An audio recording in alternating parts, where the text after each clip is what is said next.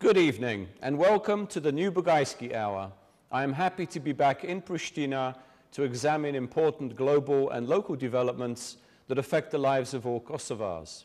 And today I will be discussing some important domestic and international questions with my special guest on the Bugajski hot seat, Kosovo's new Prime Minister, Ramush Haradinaj. But first, my political commentary on a key international topic is entitled Catalonia is not Kosovo. Following Catalonia's referendum on independence, some politicians have equated Catalonia with Kosovo. Such comparisons are not only politically misleading, they also stir instability in both the Balkan and Iberian peninsulas. Kosovo gained independence under NATO and EU supervision following a campaign of mass murder by the Milosevic regime against Kosovo's population, after which reunification with Serbia was not a viable option. Catalonia is testing Spanish democracy and the right to regional self-determination that could ultimately result in separation from Spain. Serbia's foreign minister, Ivica Dačić, has claimed that the EU was hypocritical in recognizing Kosovo's independence while dismissing Catalonia's aspirations for statehood. Dačić has conveniently forgotten recent history. Belgrade lost its legitimacy to govern a population that its government sought to systematically expel or murder, thereby precipitating NATO's intervention. Countries that lose wars invariably lose the lands that they conquered or brutalized. Some EU governments feared that Kosovo's independence would destabilize several multi-ethnic European countries. In reality, the collapse of Yugoslavia, the Soviet Union, and Czechoslovakia, and the emergence of 24 new countries did not precipitate the breakup of West European democracies. Unlike in Kosovo, Catalans and other nations did not face mass murder at the hands of the central government, and no international security force needed to intervene to prevent further bloodshed. Although Kosovo does not serve as a model for Spain, there is one specific link between Madrid, Pristina, and Belgrade. Spain is one of 5 EU countries that have not recognized Kosovo's independence, and the Serbian government has praised Spain's stance. However, that relationship may now begin to fray. Belgrade's comparison of Kosovo and Catalonia could be interpreted in Madrid and Barcelona as underscoring equivalence between Milosevic and Prime Minister Roya. Moscow has also exploited the Catalan-Spanish dispute. Every European election and referendum provides opportunities for the Kremlin to encourage EU discord and division. Moscow has promoted Spain's fracture despite the fact that Madrid has been soft on Putin by calling for the easing of sanctions for Russia's attack on Ukraine. Maybe it is time for the Spanish authorities not only to engage in a fruitful dialogue with Catalan leaders, but also to explain the difference between Catalonia and Kosovo and to adopt a more assertive policy towards Russia.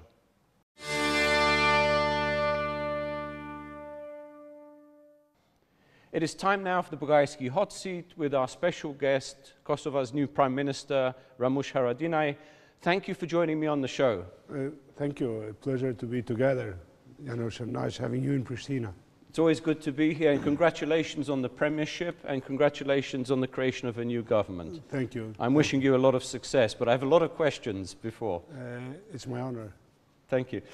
How strong, it's a broad coalition, how strong and durable do you think this coalition government will be? What is your estimate?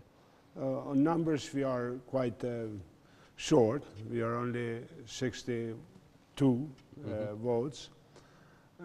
It will depend how good we do our job as government, how satisfied Kosovo our citizens are.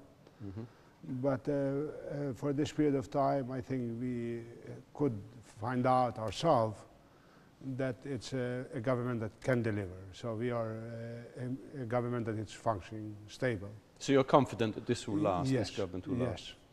And as we're still in election season, as you know, we've just had local elections, the first round of local elections. What is your what is your view of the results so far, and what can we expect in the runoffs in November? I think what is as well very important is the fact that Kosovo has reached a level of its democracy that it's satisfying free and fair elections. So parliamentary election was free and fair, municipal election was free and fair, and all the parties part of elections recognize the result, and it is now a sustainable process. Sustainable democracy actually proves, the election proves that we have a democracy that it's sustainable. The term of votes has changed from parliamentary to municipal. In parliamentary elections there was a lot of vote, let's call it, for other options than what the governance was in the past, and probably with a reason. They wanted some change. In municipal elections there is again re-identifying people who, or parties that was here for some time, but as well they proved to convince voters that their options of governance are sustainable. Between all the other parties that have a good result, as well a party that I lead had the best result ever. We have won 3 municipalities in the first round. In Obilic we missed 70 votes, but let's see how it ends with conditional votes. We don't know the end. But we are going in a second round in other 6 municipalities. So in the end, if this is 7 or 8 being won, this is the best result ever we had. But yes, it's still the second round. It's to wait and see. I hope second round will be better than even this round, and it will be free and fair elections. That's very important. Well, one question that always worries me, not just in Kosovo but anywhere, is how low the turnout is for local elections. It's generally very low. Why do you think this is? This time was around 43. Yeah. So for national elections goes to up to 52 other times. So it's still in the, let's call it in the average that for our society this is the situation. I think it's a huge number of people voting. It's more than 43, sorry, because we don't have clear evidence who's living here, who's not. That's true. So many of our people live abroad, but they never dismiss the address of here. So they are in our voting list. But so the 43 for Kosovo could be more than 50% of people being voting. Can you vote abroad for local elections? Unfortunately, it's not possible for everybody. There is a system in place, but didn't prove to be efficient, so only a small percentage, 1 or 2% of our people abroad votes. Because I know there's a lot of Kosovars in Switzerland and Germany and other all places. All over the world, actually, all over Europe and even US, but many of them don't manage to vote. What we do, the parties, what we do, we invite them here during the elections, but not all of them can come because elections don't happen in holidays there, so the people work and have other obligations. You can't just take the day off. Yeah. Well, looking at the government's main domestic priorities, I think the main priority is always the economy, living standards. That's what most people are concerned about. What is the government planning to accomplish to stimulate economic growth, to raise employment, attract investment, and so forth? I think to explain how much we can do economies to eliminate obstacles that we are blocking us in economic growth. And one of the key obstacles is rule of law. We have to strengthen the rule of law in our country, that the court is a court, that everything, a dispute has to end in court, but then court will give an answer in an adequate time. So this is very important, rule of law initially. Second is fiscal policy, and as well how competitive we could be. The third could be the labor, how trained it is. We are in the best position in the region because labor here, population is young, but we have to train our people in professions. So education has to turn more to the economy needs. So this is a challenge, and we are working at that actually. It's short time, it's only 45 days in office, but we already have a focus on the topic. Because I remember working in various Central European countries, including Poland, in the early 90s, you know, after the fall of communism. One of the main factors was cutting bureaucracy, red tape, so that investor could come in and feel confident that he could work quickly, that he could invest, that there would be a profit, that there wouldn't be government interference. Presumably this is what you're trying to apply. What we are doing initially is bring back everybody in its functions, because often implementation failed. So people would arrive, investor would arrive in one of its offices, but that office, not by intention or just for corruption, but they wouldn't be in their function, in their capability. So the investigator would fail in the first address. He wouldn't, then it would be impossible to go in the next ones. So we want to bring everybody in its function, that implementation, it's a process that happens. And by this to see where it's doubled or tripled functions. So to eliminate some of the bureaucracy that don't house. We are not thinking to throw people from jobs, but to allow a procedure to happen only through addresses that are needed. So not to visit many addresses that are not needed, what they call one-stop shop. So we are on that idea. We are heading to that. Oh, that's good. In terms of foreign investment, do you think you'll be able to attract some foreign investors? I know there's this power plant project that you've talked about. Can you tell us a little bit more what that would entail? It's a very important project for Kosovo. As energy, it's very important for any economy and any society. For us, it's very important for two arguments. Makes it very important for us. One is we lack energy. We are already importing often energy. Second, we are producing from very old installation. One of our thermal power stations is of 72, Kosovo A. So not only pollutes, but it's expensive to produce with that one. And it's not there forever. It's not cost efficient. And it's not there forever. Soon we have to find a solution for that. Which way we go? Do we shut it down or what do we do? Right. So we have agreed with an investor, on 450 megawatts thermal power station of a very advanced technology, that it's clean technology. It's a totally foreign investment. And it's a US company, isn't it? Yes, Contour Global. It's a totally foreign investment.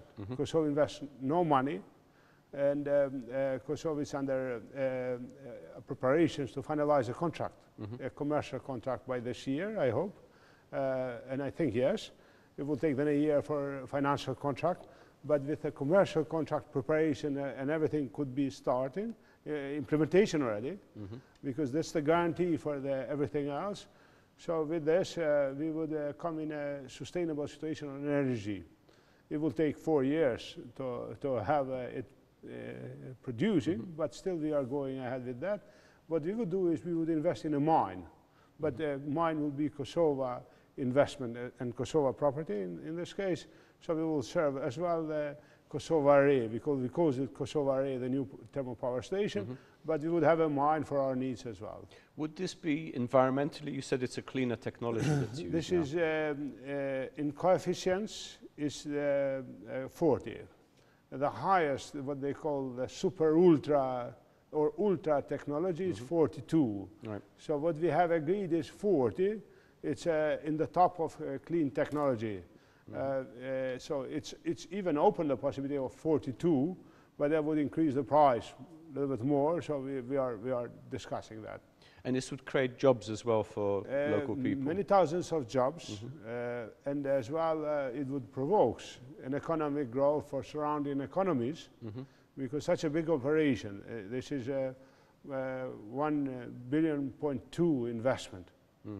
So this really is a big operation. And presumably one very important factor is it will provide consistent power to people, no cut-offs. No, it would turn from us a very, let's call attractive economy, because as far as energy, it's resolved. Today, many of enterprises, investors, out of doing everything else, they have to buy a big generator. And then the fill that goes for that, and the problems when the cuts happens in the technology, So it is difficult for today for many of our companies in the country or for investors. Sure. Do you see other sectors of the economy where you could attract investors from America, from Western Europe? Let's say what we have already in the table is Trepča. Trepča is to be now created as a new company by law because it existed in another statute. Now it's publicly owned company, but that would be finished by end of year. So from early next year, Trepča is ready to talk with any partner on investments, on partnership. It is as well in wind energy. There is many interested companies because conditions are good. Some are already in the ground. It's food processing and agricultural. And we have, I forgot, we have still some infrastructural projects not been finished, like roads, I mean highways and railways. So we want to finish the infrastructure because for investors, infrastructure is important. To move their goods in and out and time, easy access. time. Yeah. They calculate with time. If I produce here for how much time I am in one of the ports or in one of the other markets or in the airport or somewhere else. You mentioned the rule of law, how important it is in the country. Kosovo finally has an integrated justice system with the Serbian judges and prosecutors now coming aboard. How will this integration impact, do you think, on the rule of law in Kosovo? It was a long process and very difficult one. I think out of, there are some, let's say, there is a room for criticism, even in what's been achieved, but this is a process in itself. It's important that from yesterday on we can confirm that Kosovo justice system it's integrated one as well in the north. So the same laws apply everywhere? Yes, same laws, same, I would call procedural, criminal code, procedural code, all other codes, Kosovo codes are in function. The laws, the judges are Kosovo judges, they are employed by Kosovo justice system, paid by Kosovo justice system, and they report to Kosovo justice system. Another major question, not just in Kosovo, but throughout the region, is corruption. It's a perennial problem for many countries. How does your government plan to tackle, both at state level, but also local level? So because it's very important, I think, for citizens to have confidence in their elected officials when they see that there's no corruption or is limited. Corruption is costing us big losses. One of that is the money being lost, the money from budget. But the biggest loss is the loyalty then of citizens towards the political and institutional system, because when they realize that institutions are corrupt, then citizens don't reflect the same loyalty towards it. Yeah. We are aware of that. We have been very serious on the issue from our launch. From our launch of the government, we have already a table when we sit there, all key actors on rule of law, Kosovars and internationals. We have gone through what we call fact findings process, where we are. That table, now it's become a table of reporting. So in a period of time, when we meet together, everybody from its responsibilities, if it's head of prosecutor's office, if it's judicial council, if it is police, if it is ULEX, if it is justice minister, and everybody else, reports the findings or the achievements on period of time. So this is quite serious. Everybody knows what prosecutor has to report. What they found out, what's the indictments. Everybody knows what the police has to report, what they have done, what they found out, where the issues are. So we are quite serious in that. Plus, we are doing something else that I believe is very important, attacking the source of corruptions. The source of corruption often are these bureaucracy procedures, or situations when a private sector needs to know somebody in a bureaucracy to implement something that it's his right or her right in business. So we are going to all those key situations, eliminating them. We eliminated a procedure that producers, when they import their machinery, they pay a tax and then they receive it back. But to receive it back, that money, often a few €100,000, it will take time. And them being in pressure to have that money, they will look always to find somebody to help them for being in line of receiving it sooner. So it don't exist anymore. I think this is an example, but we are going in all these procedural issues that it was the source of corruption in the past, so there we are. So transparency is a key element here. Very important. Transparency, very important. The consistency on everybody being in its mandate. So prosecutor in mandate, judge in its mandate, police in its mandate. Every official inside its mandate, and what is it, lawful mandate, and as well ethical in many situations. So there we are, I believe. Procurement, it's a system that it's improving, but I have to go more in. I don't understand all of it, why it's wrong. So all these issues has happened for more than a decade. So it's important to have proper analysis, how to improve it. Sometimes only intervening it's not enough. You need to have a solution. If you intervene, what's going to happen then? And I'm facing directly the situation in health. There was suspicion for corruption even in the health sector. In education, we are very serious with dealing with. In all relations between key actors in society. So this is happening already. So the procurement process is based on merit, not on some connections. Unfortunately, till now we cannot confirm that. We hope to come there, that it's based in quality of offer and quality of bid and not in something else. We have a very strong support of US government programs, different programs on rule of law, comes through embassy itself, State Department experts or other departments experts. We have as well support from AID, but we have from other governments. They say one of the programs is from UK on recruitment. So UK assists the program of recruitment of people in charge of different agencies, different boards, because often there is the biggest corruption as well. So this is happening together. So Germans has a lot of investments, as France has and other partners, to different programs, to ULEX, to at minimum give us advice what they think. And some of the people are very helpful in ULEX. Let's say the chief ULEX, Alexandra Papadopoulos, she's an expert already now because she's few years here. She's very direct. She helps us with her suggestion a lot. Turning now to some international factors, which are very important for Kosovo's future development. What are the next steps? Everybody's asking me this in Washington. What are the next steps in the border agreement question with Montenegro? I know you've set up a committee to look into this. Presumably Kosovo does not want to have a border dispute with a NATO member, now that particularly Montenegro has entered NATO. How soon can this be resolved to everybody's satisfaction? Montenegro is a friend, and I think the membership in NATO is not only Montenegro's achievement. We consider this achievement of our whole region, and this is a very important moment for all of us in our region. And we was very friendly towards that achievement as Kosovo through all our, let's say, networking.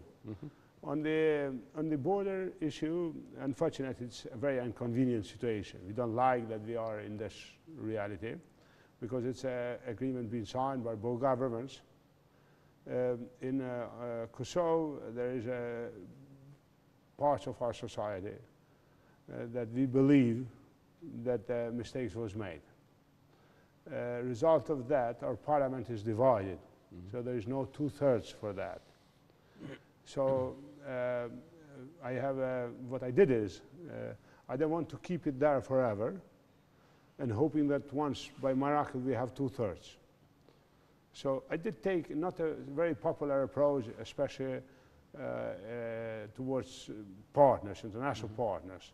So I dismissed the previous commission.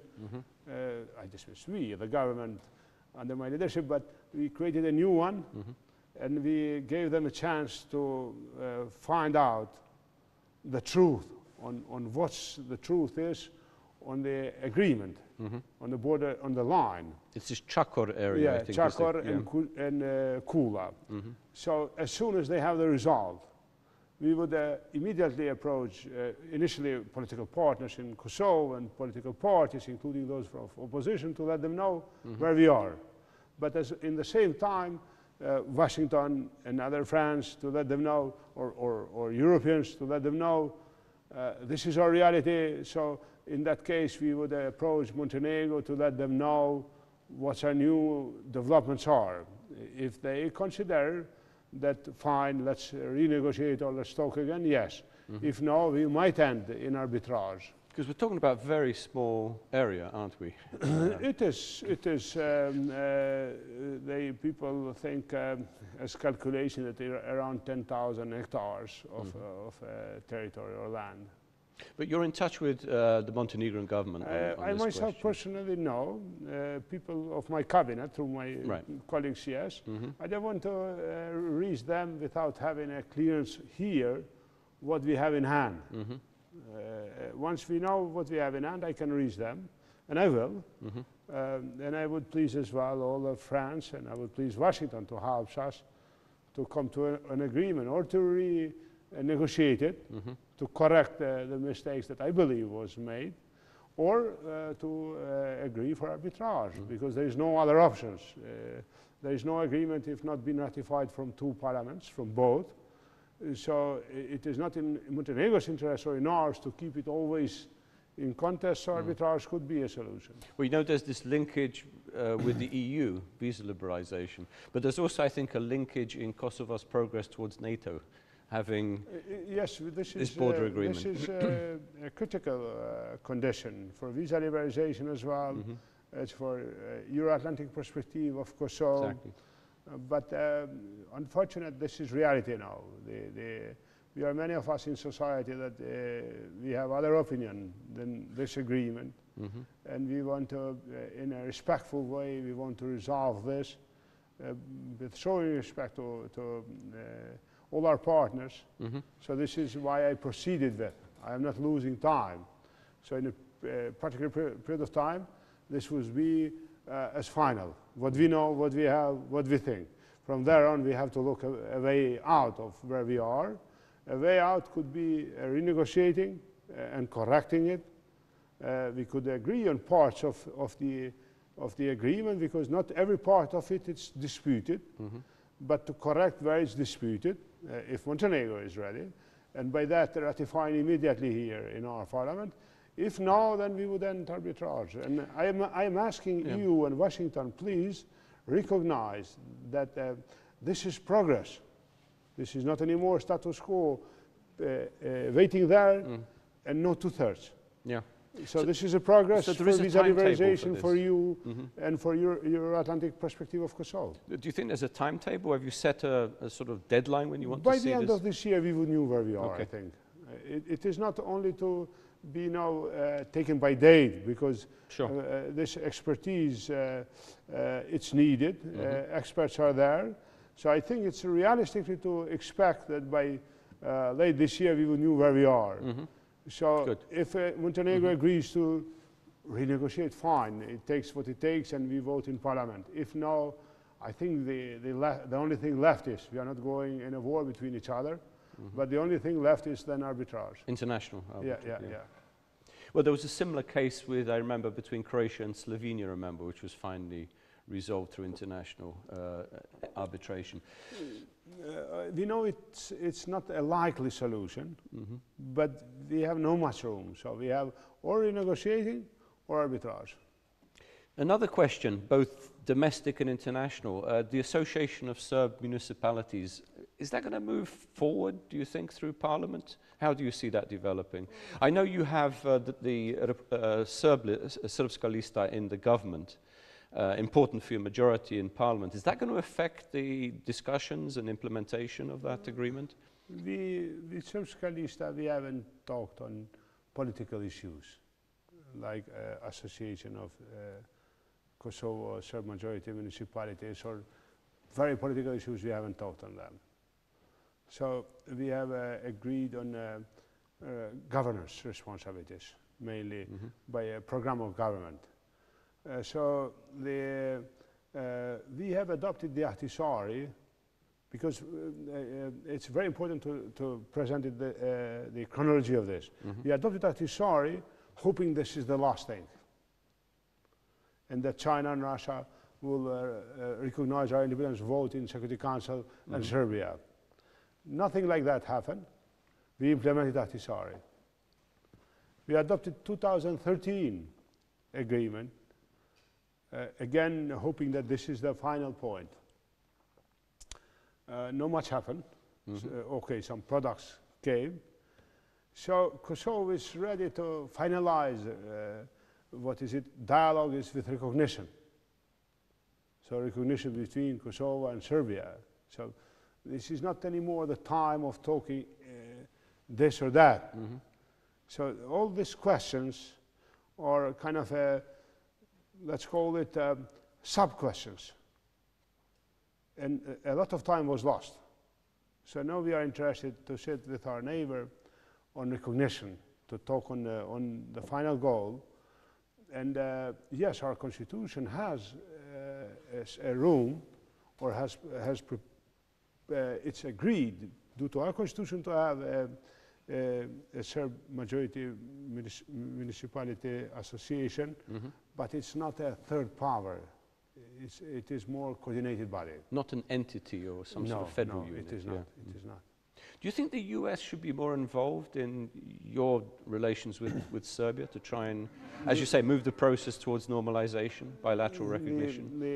The Kosovo issue or the Balkan story, it is from wars, from dissolution of Yugoslavia.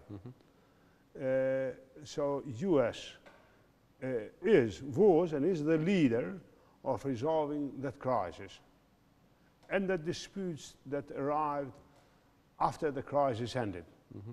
So with no US direct role, seat in the table, I'm not at all convinced that something final will happen or a peace deal would be achieved. So there is no way that a peace deal, sustainable peace deal, could be achieved without US being in the table. It's another matter, Kosovo, EU, SAA, other relations. This is another nature. But this is heritage from the crisis, from the wars. And it could be resolved only with the leadership of US. So security issues, regional stability issues with all America. The important aspects that are, has a lot of influence on what Balkans is today are related with the role of US, without undermining the EU role. And it's nice that EU and US, as far as for Kosovo, they always was a team. So they worked as a team. But the US role, it's US role. What do you expect, another question, what do you expect from the special war court process? How is this going to impact here in Kosovo? I hadn't heard very much about it in recent months since it was established. Is it moving ahead? I voted against this special chamber, special court, and I have my arguments why. 99 here arrived to United Nations and installed a justice system, UNMIC. And more than thousands of Kosovo Albanians, KLA, went through trials on supposed war crimes. Some of us, including myself, we answered towards International Criminal Tribunal for former Yugoslavia, even that we was not a party comparing to others, to what Serbia role in wars was or others. But even us, as Kosovo, the victim, showed up there. After this, we had another filter of what has happened in the war, EULEX. For nearly a decade, EULEX is dealing with war crimes. So after 3 international filters, having the 4th one, for me, it's illogical. Plus, it's monoethnic. It is not to judge the right of the criminals and to satisfy the right of victims. It says to judge criminals for particular victims. So it's very selective. This is not justice. Imagine if prosecutor is searching for what has happened in the war, when he finds something that is named not Albanian, committing crimes, they have to push it away. So this is not law. This is very strange. So do you think this is a political, let's say, impulse behind this rather than justice? In my belief, this is a wrong move. It was not, it's difficult to convince Kosovars that you're helping to clean the past by this. If this is to clean the past, then leave it for everybody. Because there are many massacres here, never been answered. Still missing people. Yeah, so it's very strange. By out of what I say, as Kosovo, we will satisfy our obligations. We are very responsible in our responsibilities, but it's a very strange situation. Yeah, but you will cooperate with the court. Yeah, we will satisfy our obligations toward the court that our parliament voted. That's a decision there, so we'll keep it.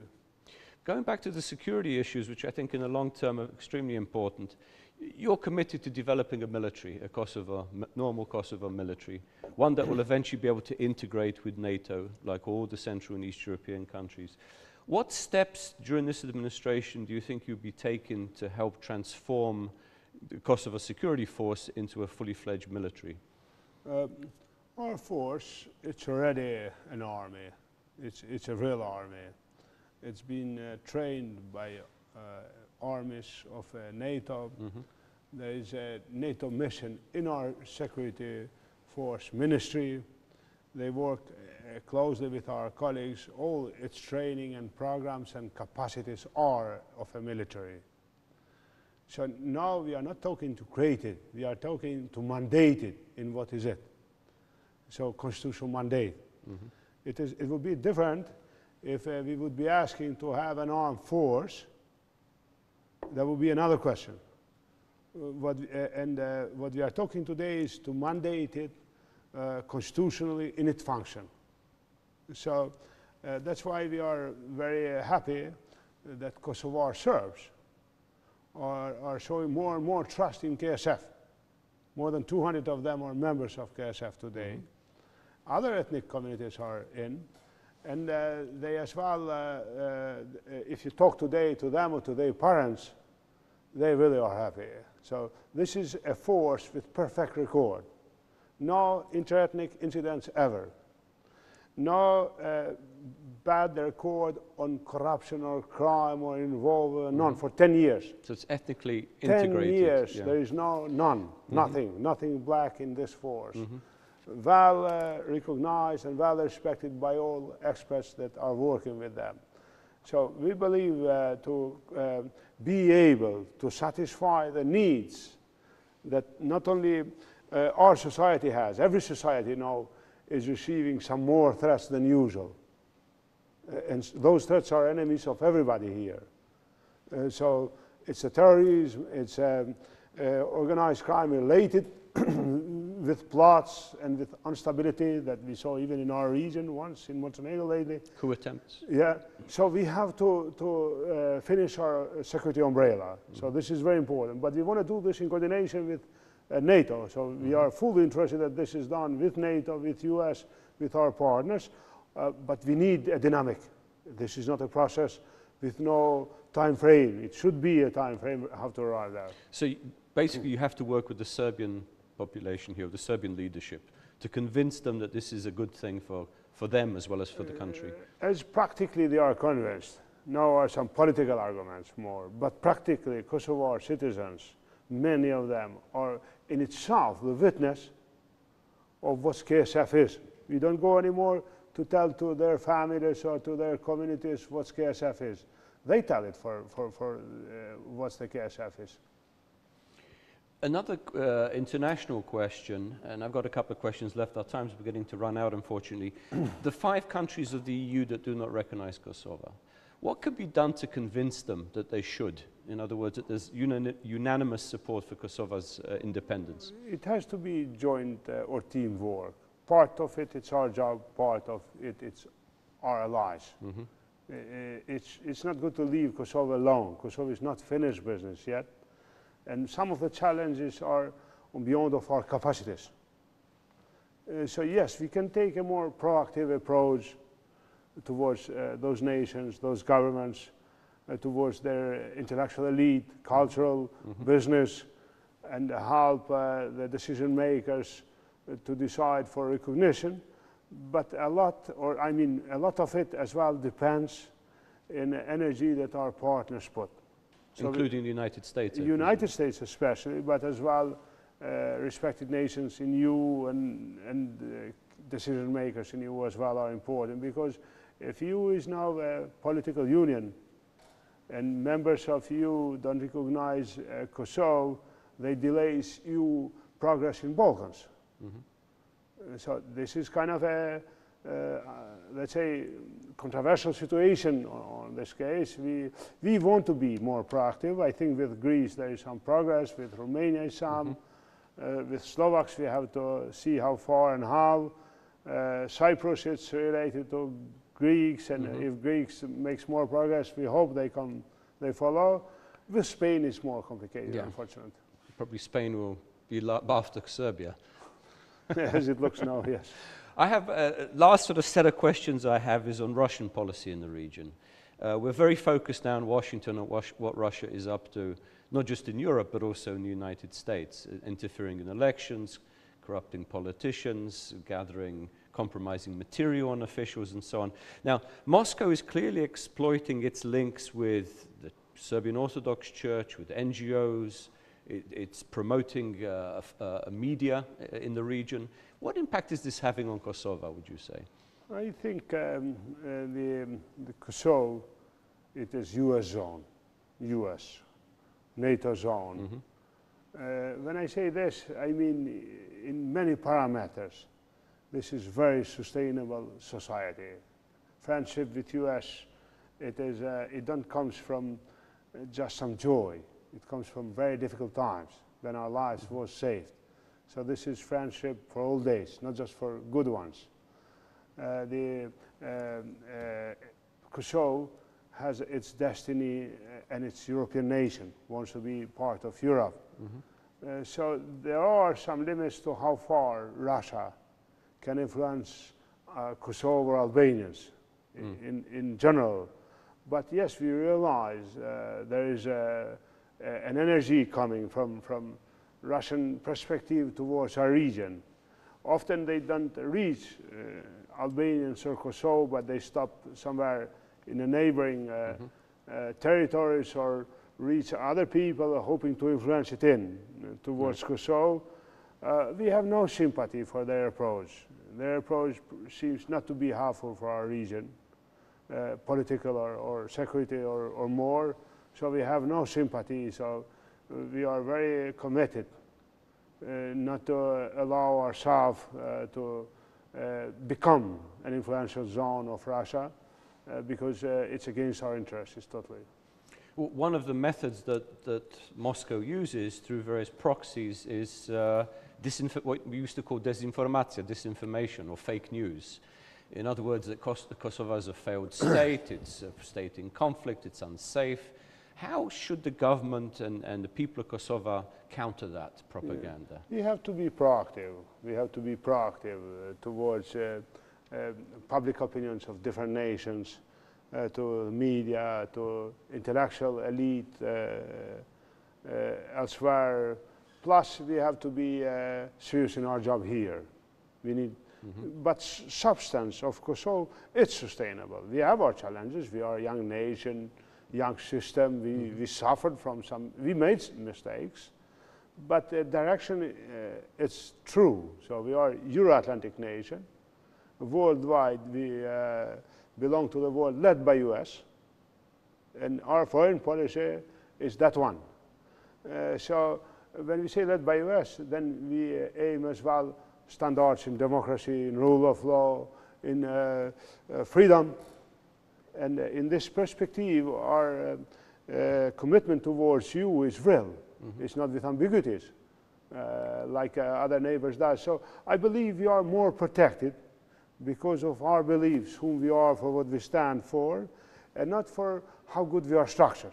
So this is now probably next stage to finalize the security umbrella, as I talked before, to give constitutional mandate to our army, to help all our security institutions to be in its functions properly, in its capacity, and they are. Police is doing well, intelligence agency is doing well, as well to help in our media, in our education, in our, let's call that everybody who deals with us, to make it easy that they realize our truth, that they know our truth, and nobody else could present us of what we are not. Kosovo, I believe, needs to be a member, full member of the transatlantic community, which means eventual membership of NATO. But there's another question, which is membership of the United Nations, which is still blocked primarily by Russia and the Security Council. How can we unblock this? Should America be more active here? The more recognition, it's needed. How many now? 115, I think. Yeah, 113, because for two, it's still, I mean, they are there, but they are not. So the majority are there, basically. Formalized, yeah. But more recognitions are needed.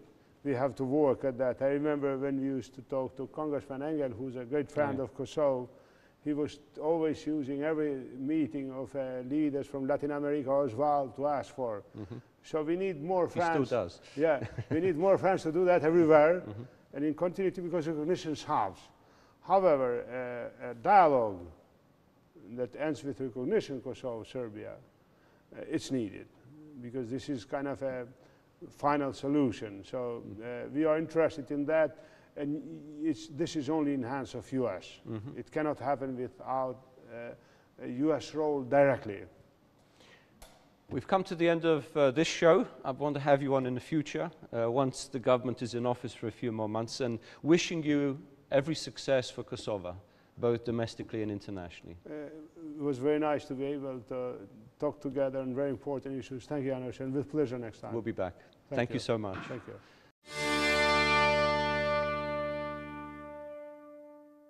Unfortunately, we have already come to the end of today's show. I have greatly enjoyed being with you and with my colleagues here at RTK. Good night, everyone. Stay healthy, be productive, and remain optimistic. See you all very soon. Miro Pavshim.